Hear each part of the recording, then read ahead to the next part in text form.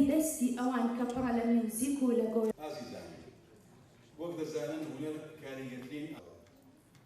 هەر ئەم ئازەشە سوپاس بە هەموو لایەک بەخێرهاتن سەرچاومێ هەڵات هەمیشە دڵمان لای یەکەوە لە ویستانە بۆ شارە شیرینەکەی هەڵەبجە هەنگاویان نا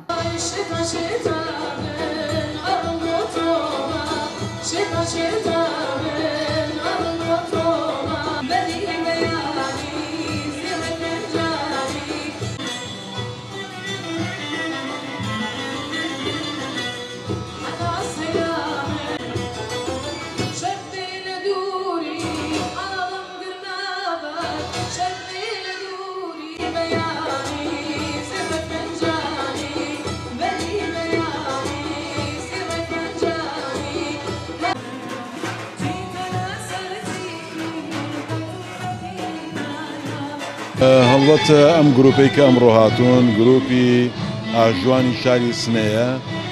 ئەم گروپە کۆمەڵک کوڕ و کچ مۆزیکشەن لە ئاوێری خۆشەویستەوە بە کۆمەڵک بەرهەمی نوێی خۆیانەوە ئەمڕۆ هاتوون بۆ ئێرە هەڵبەت مەبەستی بەڕێوەبەرەتی گشتی ڕۆشنبیری و هونەر لە شاری هەڵەبجە ئەوەیە کە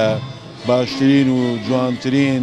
بەرهەم لە گۆرانی میوزیک پیشانگە شانۆ تەقدیم کا بۆ شاری هەڵەبجە ئەمە بە هەوڵی هەموومان دێتەکایەوە تەنها بە ئێمە ناکرێت